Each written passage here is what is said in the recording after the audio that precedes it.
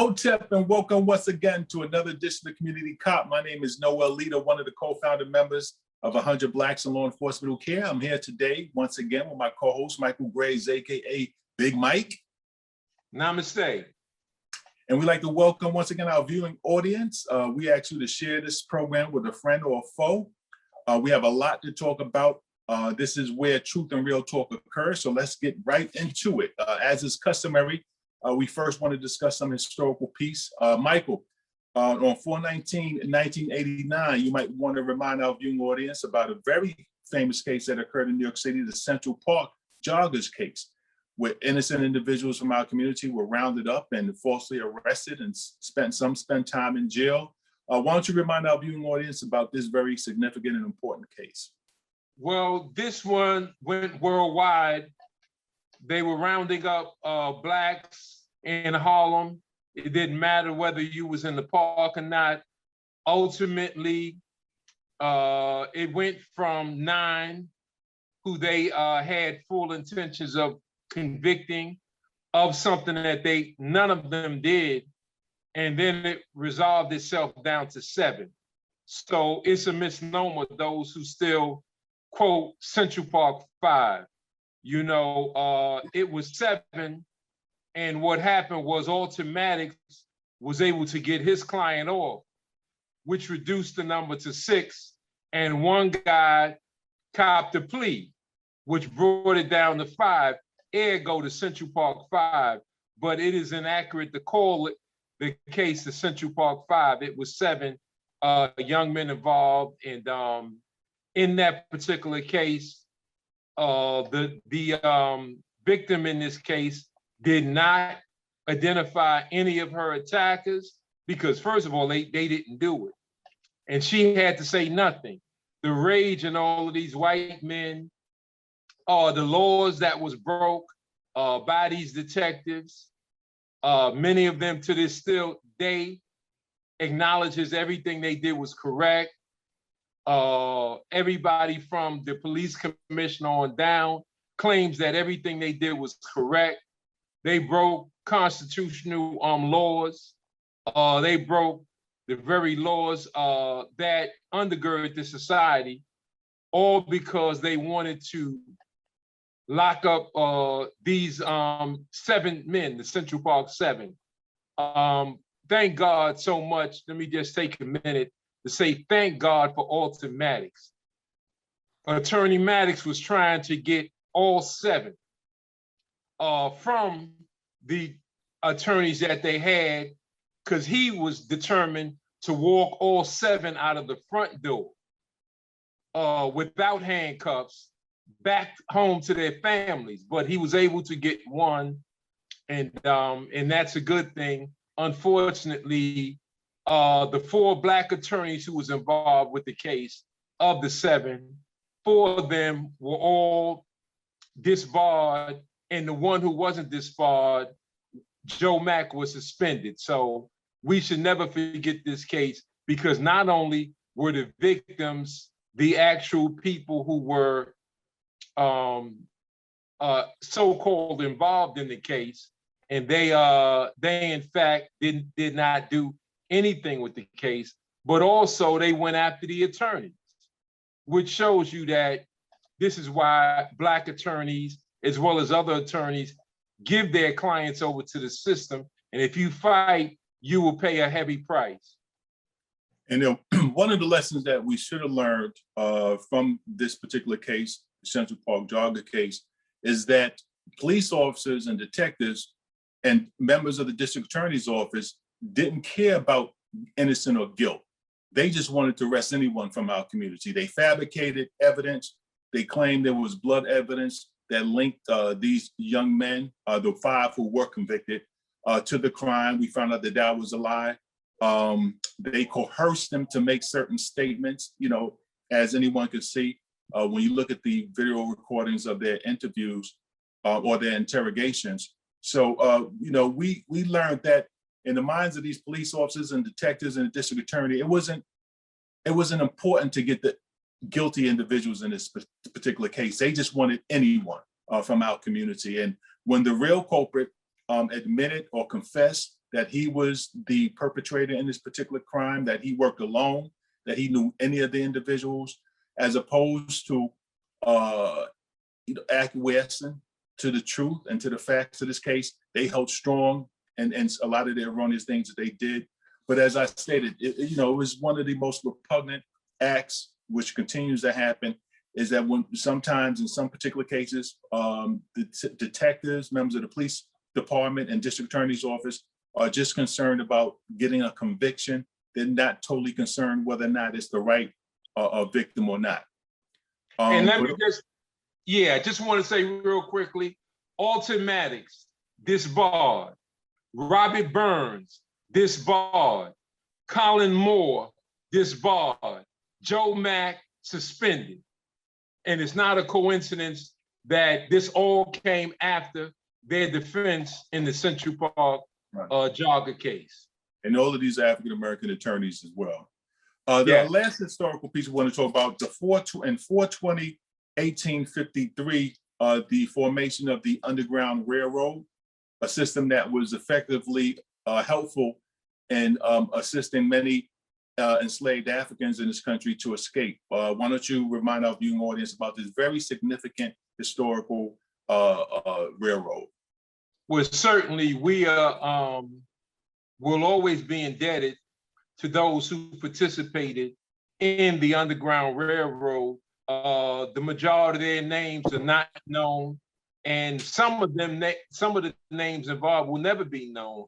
But suffice it to say, I know people, are real familiar with Harriet Tubman and some others prominent names, but there were so many heroes and sheroes that participated that took their life. Their life would be hanging in the balance if they were caught hiding runaway African slaves. And so, to those who gave them comfort in their homes, those who hid them at various locations, safe houses, as we would probably call them today, and fed them, gave them money, to get them along their way and directed them on various ways to get to freedom. Much kudos to all of them that participated in the Underground Railroad. All right. So now we'll fast forward to some current events. And before we talk about today is Tuesday, I believe April 20th. And some of you may know that Officer Chauvin was recently just convicted earlier today of the murder of George Floyd. We're going to get into that. But we want to handle some old business first and remind our viewing audience or update our viewing audience about another police criminality case. Michael Jacob Blake. Many of our viewing audience seen the video where Officer Rustin Shesky shot brother Jacob Blake as he was attempting to enter his vehicle. Why don't you remind our viewing audience of the fact that this officer, who enraged many at the time by shooting brother Blake in the back, I think it was 6 or 7 times. He's back on the job now. He's not going to be charged with any criminal charges, and he's back full duty. Yes, he is. And first, want to thank God so much for sparing the life of Jacob Blake. Now he's paralyzed as we speak, and hopefully that condition can improve. But as of now, his lower body is paralyzed. And to date, Shesky hasn't been charged. So he's gone off of paid administrative leave to now he's back to a regular tour of duty. And this only shows you that there is no real accountability in America for whites that shoot blacks. Unfortunately, Blake was not in the commission of a crime, and it was totally unnecessary to shoot him as he was moving around his car. So I don't know what's going to happen down the road with this case, but here they quietly 2 weeks ago, and they just announced it, but 2 weeks ago they took him off administrative leave, and he's actually back at work now, and that's a crying shame. All All right, we'll keep our viewing audience abreast whether or not the prosecutor decides to press any criminal charges against the officer. I doubt it, you know, since he's going back to full duty. I'm like you, Michael. I had problems with his actions in shooting our brother in the back at close range so many times. I thought it was highly unnecessary. But once again, a case of police criminality against a member of our community. All right, as I mentioned earlier, Officer Chauvin, former police officer Chauvin, was found guilty of second-degree murder, third-degree murder, and second-degree manslaughter by a jury of his peers. You know, many people were surprised that he got convicted of all three charges, including the heaviest, which is murder 2, where he can face 40 years in prison. And of course, for the murder 3, 25 years, and manslaughter, he may be facing 10 years. The jury responded very quickly. I believe the case was handed to the jury on Monday, which was yesterday. And earlier today, they unanimously came forward with a guilty verdict. Members of the jury, I will now read the verdicts as they will appear in the permanent records of the 4th Judicial District. State of Minnesota, County of Hennepin, District Court, 4th Judicial District. State of Minnesota Plaintiff versus Derek Michael Chauvin, Defendant. Verdict, Count 1.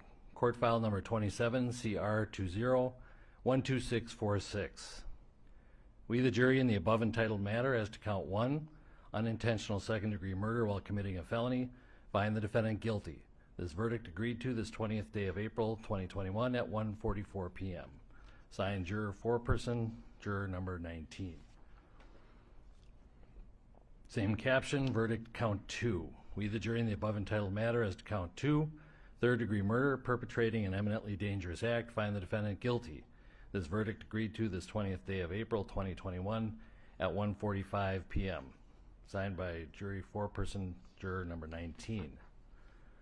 Same caption, verdict count 3. We, the jury, in the above entitled matter as to count 3, second-degree manslaughter, culpable negligence, creating an unreasonable risk, find the defendant guilty. This verdict agreed to this 20th day of April 2021 at 1:45 p.m. Jury foreperson 019.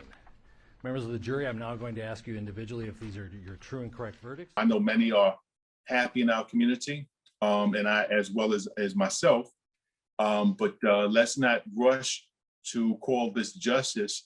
Justice is not completed until he's sentenced and he receives a sufficient sentence. But before we talk about sentences, Michael, what are your views on the conviction and the speed by which the jury convicted him? It was real quick. Some thought it would at least last until Friday, but clearly the jury overwhelmingly felt that there was enough evidence to prove beyond a reasonable doubt to prove former police officer Chauvin was guilty. Well, I believe that this was political theater at best. I think everybody involved understood that America was on trial. America's system of justice was on trial. America's law enforcement community was on trial and the whole world was watching. I think for them to reach a decision in 10 hours of deliberations only shows that it was a costume party and everybody played a role, everybody came in with their various trinkets, and it was really just a setup to show that Black America can receive justice. And to me, it wasn't justice no matter how you look at it, even if you don't think it was political theater. The only thing that came out of this was Chauvin was held accountable for what he did. But what about the other 3 officers? The FOP, Fraternal Order Police, has already gotten the victory because all 4 of them was not being tried at the same time. So we've already lost, because now you got to go that road again and convict 3 other officers who were a part of this situation. So it's already problematic. They should have all been tried at the same time. So they win similar to the way similar to the way in Maryland and Baltimore, the way those cops who killed Freddie Gray were being tried separately. That's how the FOP got it. So he had to fall on the sword ultimately for everybody. And this helped every major police department, every sheriff's department in the country, marshals, everything. It helped everybody because now even white people can say there is at least a modicum of justice. As irregular as this is, you have never seen a chief of the department testify damning information against a police officer. You've never seen 2 or 3 lieutenants, 3 or 4 sergeants, a training officer, an officer that reviews the medical aspects and things. All, like I said, the training officer who trains all the officers that come through the academy. You've never seen a coterie of police officers testifying against one of their own this way. Because normally the FOP tells you they will ruin your career if you dare say a word against a fellow police officer. But in this particular case, everybody went through and said their part, even though the defense tried to put George Floyd himself on trial, tried to put onlookers, observers, the crowd on trial, tried to change everything to even carbon monoxide or the whatever drugs existed in Floyd's body. So everything was all for naught. Whatever would stick, the defense was willing to use. But ultimately, I believe this was theater. And if you don't believe that was theater, then look at the press conference after, where the whole family, where all these attorneys all took a victory lap. Crump and all these other attorneys did absolutely nothing. I'm going to say this again. Crump and the other attorneys did absolutely nothing. They filled out the requisite forms and they won the $27 million settlement before the trial even began. So it was all theater. All of the people that was there, I'm not saying they don't have good hearts. I'm not throwing shade that way. The family members were sincere, and the friends, loved ones were all sincere. But you know, $27 million will make a whole lot of people sincere. And Michael, I definitely agree with you. This particular conviction is not a referendum on African Americans receiving justice in this country. This is only one case. We would like to see this repeated whenever police officers act inappropriately. But also, I think it's inappropriate for the attorneys or anyone to take a victory lap. We cannot forget that there's still a sentencing. As you stated, Michael, we cannot forget that there's also 3 officers, additional officers who participated in this murder who should be equally, convicted. So there's no time to take a victory lap. And I think when we do take a victory lap, that sometimes that gives an out for the prosecutors or the judge to be more lenient as it relates to sentencing and as it relates to convicting of the other officers. So we should be equally upset, equally angry, put equal amount of pressure on the other 3 officers who participated and didn't do their job on that particular day in saving Floyd's life until all of them are convicted, and not only convicted, but properly sentenced. Now, some of us may forget Officer Van Dyke in Chicago, who was guilty of shooting our brother in the back 16 times, was convicted of second-degree murder, but he only received a 6-year sentence, which is not justice. And that sentence given by a judge is so outrageous that the prosecutor appealed the sentencing to a court, and the court struck it down. So this police officer is going to get, after being charged and convicted of murder 2, is only going to have to do approximately 3 years in jail for shooting our brother 16 times. So we shouldn't take a victory lap, because when we relax, when we become happy, our enemies or those who have no support of African Americans receiving justice become emboldened. So the pressure has to be kept on. No one should be manifesting their happiness about what has happened until Chauvin gets sufficiently sentenced. As I stated, he's facing about 80 years, but it's going to be up to the judge to decide how much time he's going to spend in jail. As I stated earlier, 40 years for the murder 2, 25 years for the murder 3, and potentially 10 years for the manslaughter.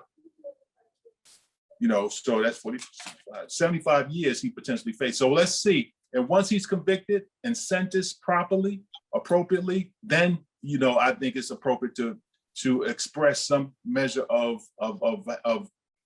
happiness about that happening, and plus the additional officers being sentenced. But Michael, the judge also said something that was kind of telling in this particular case. Some individuals may know on Saturday, Maxine Waters, Congresswoman Maxine Waters, participated in a rally, and she made some statements as it relates to our community, continue to protest and continue to and if he's not convicted, our community should expect to be confrontational. I am very hopeful, and I hope that we're going to get a verdict that is say guilty, guilty, guilty.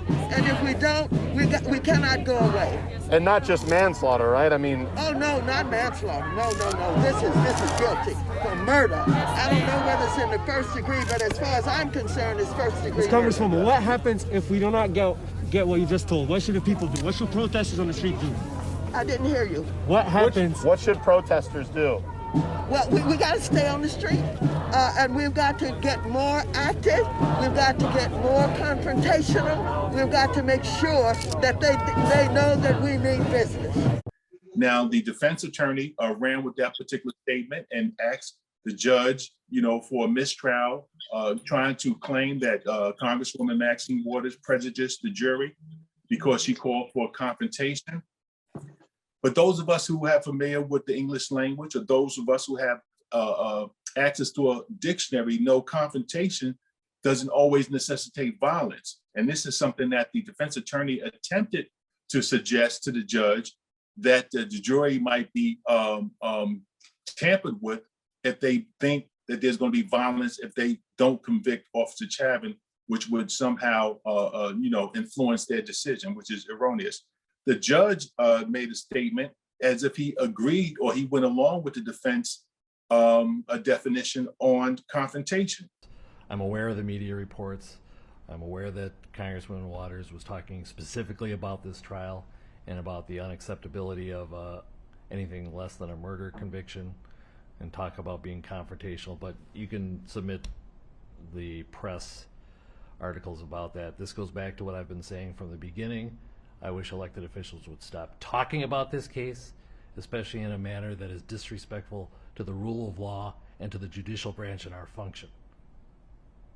I think if they want to give their opinions, they should do so in a respectful and in a manner that is consistent with their oath to the Constitution, to respect a co-equal branch of government. Their failure to do so, I think, is abhorrent, but I don't think it has prejudiced us with additional material that would prejudice this jury. They have been told not to watch the news. I trust they are following those instructions, and that there is not in any way a prejudice to the defendant beyond the articles that we're talking specifically about the facts of this case. A congresswoman's opinion really doesn't matter a whole lot. Anyway, so motion for mistrial is denied.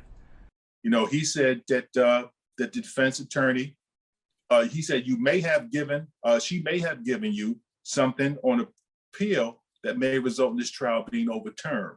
Let me say it again. The judge, in response to the defense attorney, called for for a mistrial. The judge said in the courtroom that Congresswoman Waters may have given you something on appeal that may result in this trial being overturned. Anyway, so motion for mistrial is denied. So we have to pay careful attention to that. As I stated, when she called for confrontation, that didn't denote violence. That's something that the defense attorney brought up, and I was kind of surprised that the judge jumped on his interpretation of what she said and made that particular statement. So what do you think, Michael, about the possibility of this? Because of course, his defense attorney is going to file for an appeal, and they'll probably include Congresswoman Waters' statement. What do you think is the likelihood of that being entertained and possibly him being successful? Well, from the outset, what happened was she was responding to questions she was being interviewed at that time. So she was asked what would happen if Chauvin was acquitted. And she said to the effect, stay on the street and demand justice. She also said, get more confrontation. Now, she was not saying to get more confrontational with police officers physically. She was using the language that, and I'm glad you said language, by the way, Noel, language. She was using a language that more often than not is not in the traditional civil rights movement. Normally you get a certain kind of language from people who have a civil rights background as opposed to the Black Power background. So you have to remember, in the civil rights spectrum, people use the language and call it a movement. In Black Power, it is characterized as struggle because you're willing to fight for independence, you're willing to put it all on the line, as opposed to the civil rights who are more than willing to negotiate, to sit down at a table with our enemies and work out a deal. So she went off of what would normally be the civil rights movement and said something that you would get in the streets. Be more confrontational. She said, but for justice. In other words, challenge the justice system. So the system of justice, we all know, has not been favorable for African Americans. It just hasn't been. So she used that language, and normally that type of language is not used by elected officials or civil rights people. So there's a different dynamic to it. And you know yourself that people in civil rights and elected officials, they are so precise and double talk in their language, which is why they submitted a bill for the study of reparations. Not for reparations, the study of reparations, as if it needs a review. So that is not grounds for an appeal. She was not talking about attack police, attack the court system. She was talking about stay out in the streets because it was the streets that got it to where there was a prosecution. Had there not been a tape, and we got to remember that, had there not been video footage of that 9 minutes and 29 seconds, none of us would know who George Floyd was. This was 9 minutes, and in those 9 minutes, you saw white supremacy at its finest. You saw an arrogant, out of control, I want to say rogue cop, but he's not a rogue cop because he's not the only one. But he was able to show his arrogance by staying there, even though he heard pleas from the crowd saying, "You killing him, stop, check." And they even told him blood was coming out of George Floyd's nose, his mouth, and that urine was coming out of his pants. Consequently, they was telling him, "You killing him." He ignored all of that. He was defiant to the end. So I'm just saying that to say that the language that Congresswoman Waters used was apropos for that moment when asked that we got to stay in the street, we got to confront, because you were supposed to confront evil. Christians are supposed to confront evil and the devil. say you the devil will tell you to get behind me, Satan. So I don't see anything wrong with her language. As a matter of fact, it would be refreshing to hear that more from Congress people, but she cares a little more than the average congressperson. And for those who don't know, the definition of confrontation is a hostile or argumentative meeting or situation between opposing parties. So, and instituted in that particular work, confrontation, it doesn't necessarily denote violence. I expect the defense attorney to make that particular interpretation, but I was very much surprised that the judge went along with it. As I stated, he claims that her use of the word confrontation may have given the defense attorney an appeal that may result in the trial being overturned. For what? She called for a confrontational response if he's not found, if the officer is not found guilty. But that no way in the world, and if you know her background and her history, she never calls for violence. But to hear the judge adopt the defense counsel's interpretation of her comment when there was really no relation was very much surprising. And I might remind our viewing audience, this is the man who's going to decide how much time Officer Chauvin receives. So, I was very much, taken aback, not only of his accepting the defense attorney's definition of Congresswoman Maxine Waters' comment, but also when he continued to criticize her, I was looking at his facial, the motions of his mouth and his eyes, and he was very angry when she said nothing at all. I mean, she represents a community who has to bear the brunt of many of this police criminality, this police brutality, and he sort of just act as if she's just supposed to be polite in her response to what we're all experiencing. So, it's very telling, in my humble opinion, of the judge's sentiments as it relates, to this particular case. And, I'll wait, to see how the judge decides to sentence Officer Chauvin, and that's going to be very significant. Yeah, but this tells you something about him. Yes. Something so lightweight and innocent, and that shows you something about him from the outset. So this was theater, so much theater, and this is just it's not justice, but I would say that Chauvin was held accountable. But again, there's 3 officers that remain free right now. Chauvin was remanded today because he was out on on bond, pardon me. He was out on bond this whole time. So tonight will be his first night in justice. And let's see how many necks he step on and hold down in jail. Okay. The other police officers, what do you think the likelihood of them also being found guilty? There definitely was some complicity. Michael, when you described the conditions that Brother Floyd experienced as his life was being taken from him, and I call this a modern day lynching. This is just as grotesque as some of the lynchings that we talk about from yesteryear, what we observed. I think the officers had a responsibility. They sat by, they heard the same thing that Officer Chauvin did. They were also on his body. They had a responsibility to stop what was going on. They didn't. So, family, we have to wait to see if they're going to be similarly charged and aggressively convicted, and then sentenced. Once we have all 3 of those components, then I think on this particular case, we can relax. Any closing comments, Mike? No, you covered it. Okay, we like to also fast forward to another case that came to the public. Our organization had dealt with this particular case in 2006.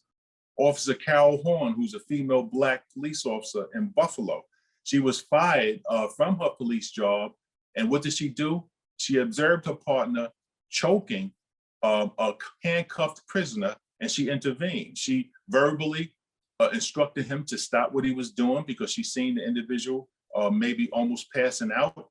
So she was telling her partner to let up, to let go, and her partner refused. So she physically intervened to stop her partner from killing this individual, and for that, she was terminated from her position. You know, the officer claimed that she physically assaulted him, and there was some consideration at the time arresting her. Now, any intelligent person should understand that a police officer is not going to assault another police officer for making an arrest of a perpetrator. You know, when you hear the story that she says that her partner was a little out of control and he was choking out the perpetrator, you know, to go with the officers, the white officer who was actually choking the subject and almost arrest the other officer who was attempting him to not do it is preposterous. She was ultimately fired. And, you know, our organization at the time, big kudos to 100 Blacks member Everett Josie. He had reached out to this officer when we found out about this in 2006 to come to her defense. He played a big role in appealing to her city commons, which is compatible to our city council, asking for them to reinstate her. But before we get further down what happened, Michael, why don't you remind or give your comments on what this sister experienced? Oh, she was heartbroken that so many people did not come to her aid. They came much, much later. I sat down with her years ago. I went up to Buffalo and we had that frank discussion. She, well, they're not even mentioning the fact that Cariol Skotsky is the officer who he assaulted her, gave her, he attacked her. And she sustained injuries to her jaw, shoulder. Now this is after this is after she intervened to try to stop him. This after she intervened. He was so out of control that he went after her, and she sustained injuries and had to go out on the job sick, and that just gave them more fuel to fire her. Real good sister with a real good heart. You can feel just the love in her heart if you ever talk to her. And good person. And she did what every good police officer that brings pride to the uniform should do. Stop an out of control cop from killing somebody who's already been arrested and handcuffed. And all you got to do is put him in the car and take him away. But you instead want to just beat him down and choke him out. Totally unnecessary. She stopped a George Floyd from happening before George Floyd, and she was dismissed. The city council knew it. The mayor knew it. The Buffalo Police Department all knew it, but they all allowed her to be terminated. And now there has been a reversal, and thank God for that judge who said enough is enough. She suffered for 15 long years. It's time to be fair and upright and give her pension. She fought for it all the years, and I was always on the phone with her over the years, and certainly Eric Josie, who's our legal genius that does so much work without a law license, but brilliant with respect to law, our field marshal extraordinaire, got on the case, and like a pit bull that Eric Josie is, he was able to just keep fighting and fighting and prolong this. And obviously, in light of these cases that happened recently, now there's a different attitude towards somebody that's handcuffed, and that played a big role. George Floyd and these other cases, Breonna Taylor and others, all played a big role in Cariol Horne, who's a hero. So now she's being acknowledged by us, if no one else, as the great hero that she was. She was the ram in the bush, to speak, scripturally. She was that ram in the bush that saved David Neal Mack, saved his life. He would have been killed that day in 2006 had it not been for her. So just big ups to our sister Cariol Horne, and we love you and respect the work that you do, and certainly the road that you tread. is sacred ground. And Michael, as you stated earlier, she stopped somebody from being killed, and she did what we expect a good officer to do, that when they see another police officer acting overtly aggressively and in a criminal fashion, to intervene, and that's what she attempted to do. And for that, she was assaulted by the police officer, and then she was almost charged criminally by the district attorney's office, by her department, and then she ultimately was forced, to resign, to leave her job. So that was, and this is why, as 100 Blacks in Law Enforcement Who Care, we always say the issue is not training, the issue is punishment. And when an officer acts inappropriately or acts criminally, if he's not dealt with, then that's a sign to other members of the department that they can get away with similar treatment. Her coming to the defense to attempt to try to intervene in an officer acting inappropriately, and what does that say to other officers who may see officers acting in brutal fashion or in a criminal fashion, and they want to intervene to try to stop it? What does that say to them? So it discourages good officers for acting inappropriately when you punish or terminate or attempt to prosecute an officer that acts appropriately. So as you stated, Michael, we're glad that the sister finally received justice. She received some back pay and she's going to receive a pension. And on the side note, that particular officer that she was working with today is in jail for another case that he was involved in, where he was acting brutal against 3 other teenagers. So he's presently in the federal prison for another conviction that occurred afterwards. So if her agency had did the right thing and got him off the job at that particular time, he wouldn't even be in prison because he shouldn't have been a police officer. And another side note, it was a Black mayor that we appealed to back when she was terminated to come to the sister's defense to look at the case. And as I stated earlier, the probability of a Black female officer assisting a prisoner and attacking a police officer for doing his job is outrageous to even suggest that. The Black mayor of Buffalo at the time didn't come to the sister's defense and allowed her to be attacked by the district attorney's office as well as a police agency. Well, the Black mayor now has been the last one, and if he signed off on it, because the city council and the something like a controller's office has already signed off on her pension, or the whatever they call a controller in Buffalo, and the city council has signed off. This present Black mayor has been the last one, and I don't know if he has yet, but they're going through the fine print, her and her lawyer, to work the details out. But she's going to receive her pension and her just due 15 years late, and she went through a living hell. And but she was able to survive, like the tradition of strong Black women. She was able to survive and raise all of her children, and now she even has grandchildren.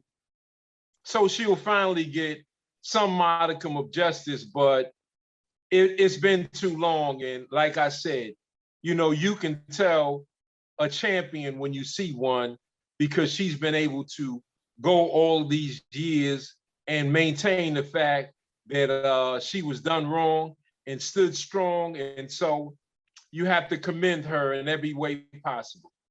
And I might add also that she was like 2 months at the time away from retirement.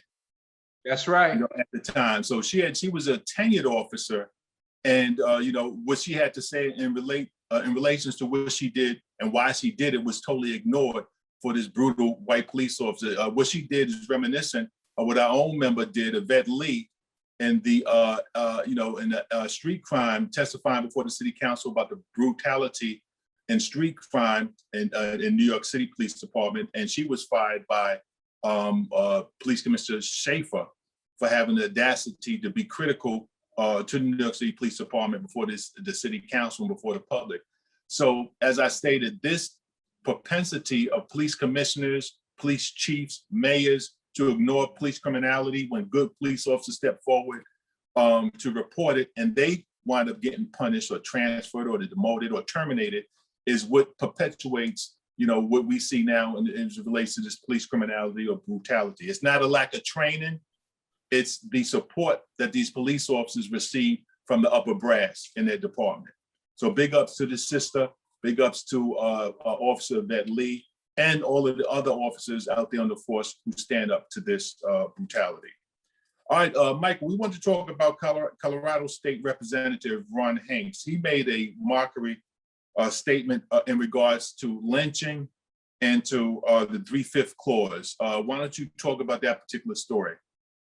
Yeah, well, he was on the state floor, the state legislature floor, and made a mockery about lynching and the 3/5 clause, saying that the 3/5 clause in the Constitution was just for more Southern political representation.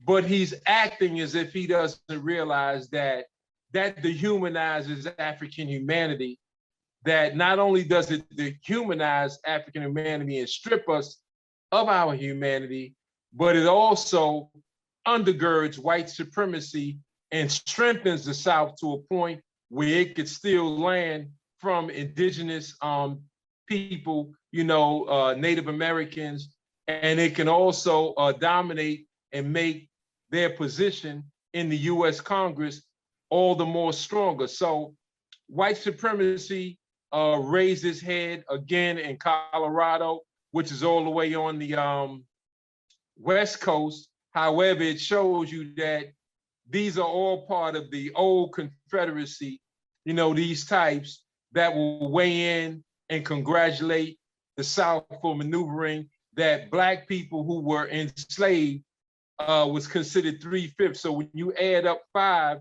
now you got 3 more votes. So that based on that, they were able to have more representation in Congress. So he made a mockery of something and pretended like it was just for political representation, but it was for power.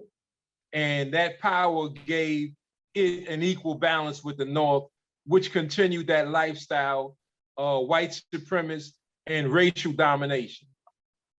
And when individuals such as a representative, elected official makes such a flippant comment, disrespecting the history of suffering that African Americans had to experience, this is nothing to joke about. This is nothing to minimize. This is nothing to mock. But this is just individuals in 2021 willingness to just disrespect and totally disregard, what African Americans have gone through and continue to go through. And it's part and parcel of what we're seeing today in the atmosphere in this country. It's such a disrespectful comment made by somebody who really knows better, but they don't care. They enjoy being disrespectful. They enjoy acting as if they're not cognizant of the significance of these incidents, and it's kind of responsible in terms of contributing to the atmosphere of not only what we've seen when on the attack of the Capitol building, but also some of the decisions and some of the things that we're seeing in law enforcement interactions between members of the African American community. So disrespectful. Closing comments on this guy, Mike? Yeah, I would just say that he's indicative of what you find so much of this in the Republican Party. And it's not like I got a love affair going with Democrats. I don't, because they're equally as bad. But Trump supporters like Ron Hanks, they tend to be more public in things they say because they don't fear retribution. And at the same time, they know it helps them in the Republican Party when they outright show disdain for Black people. So he has no fear of not getting back in office. So he was able to show you how he really felt, about Black people. And let me go back to the story we talked about earlier was Maxine Waters. Mitch McConnell had even made some statement about sanctioning Maxine Waters for a comment. And I thought that was ridiculous. I didn't hear him say anything about the verdict as it relates to Officer Chauvin being convicted. So they pick and choose what they want to address. If you listen to their words, some of their comments, that'll let you know, their worldview on how they feel about a whole lot of things. But another story you want to touch on real quick, Michael, there was a white individual who rammed his vehicle into a police officer and dragged him, a distance away. Now, this happened in Minnesota, the same place where all of this police negativity is occurring. Michael, inform our viewing audience about this particular story. Yeah, this 61-year-old, earlier that day, he went into a lumber yard, and they confronted him in the lumber yard and told him he had to put on a mask. He got so mad, the person who told him to put on a mask, he assaulted that person. After he assaulted that person, he left. After he assaulted the person, he left. Police officers picked him up a little later that day. They found him, picked him up. Consequently, when the police officer had his arm in the car, he takes off. It was a pickup truck.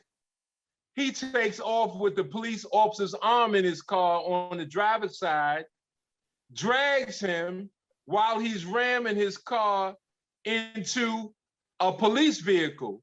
But in that process, while he's got the police officer arm in the car, he picks up a hammer and goes upside the police officer's head, bashes him right in the head, rams the car right into a police car, and guess what? He's not shot. He's not shot. Now, Daunte Wright was shot for having air fresheners on his rearview mirror. And we know that George Floyd was killed allegedly over a counterfeit $20 bill. He drags a police officer, could have killed him in that dragging, because your feet get caught under that wheel, you in a world of trouble. If your body get caught under that wheel, you in trouble.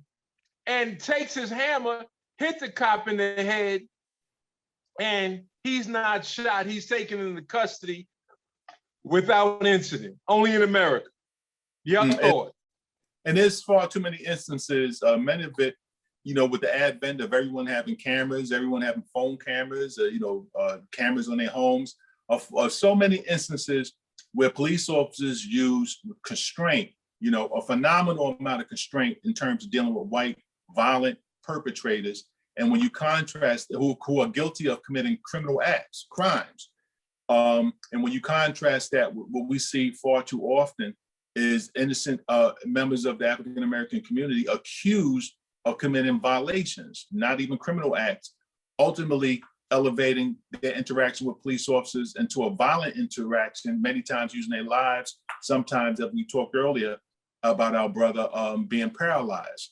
So, the contradiction, and that's why we always go back to that this isn't an issue of training. And, I really get so infuriated when I hear, especially members of our community, because I expect them to say it, who bring up the issue of training as it relates to being part and parcel the problem that we're seeing in too many of these instances. It's not a matter of training, because if officers use the same amount of constraint to white perpetrators that they use to blacks and fought or interactions with members of the public, then we wouldn't have so many of the problems that we do have. It seems as if far too often than not, police officers are responding to the racism, their racial views or dislike or hatred in many cases of African Americans when they approach them in the way that they respond to them. So you have an instance, like you said, Michael, where not only an individual is dragging a police officer and assaulting him with a hammer, and him ultimately not being shot. With so many of the instances that we see now, as you stated, with Floyd being accused of passing a fake $20 bill. Now, he may not even know the bill was a fake bill. How many of us have had fake bills and we didn't know until we attempt to spend it? So, a lot of times you're not even arrested if you have a fake bill, because, they more target individuals who produce or make fake bills. So as it relates to this particular case, when you contrast that to what we see so many in the African-American community, you see what the problem, the real genesis or the real cause of these problems is racism, white supremacy, in terms of the way police officers respond to white people, white perpetrators, and the way they respond to black perpetrators. Yes, and I don't know what kind of time we have left, but I got to ask you your take on President Biden and Vice President Harris with respect to them commenting on the George Floyd case. Well, we use the term here on this program very frequently when we say political theater. That's what I think it is. I mean, the unique thing about the Floyd case is that it was on video. It's very difficult, if not almost impossible, for anybody to be against the way the police officer Chauvin responded in this particular case. The president, he's been a politician for many years. The problem of police criminality, or some people call it police brutality, has been in existence for most of his lifetime. He has not, to my knowledge, been an advocate against police criminality. It's not difficult for a politician. It's a safe position for politicians to be critical of Officer Chauvin. But as far as I'm concerned, it's not enough. And like I said, when I look at the body work of not only Kamala Harris, but President Biden in the past, as it relates to this particular issue, I think they've been silent. I concur. And to further buttress your point, not only has he been silent on some of the most egregious cases one can imagine, his vice president, Kamala Harris, when told that many guys who were in jail serving time were innocent, and that these were dirty cops that pushed these arrests and doctored up evidence against them. And with the overcrowding, they told her to let these guys go because of the overcrowding in the California state system.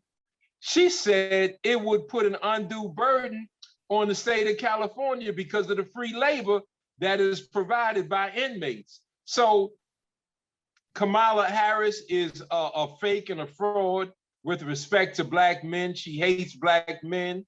And I'm sure that Biden has no love for Black men.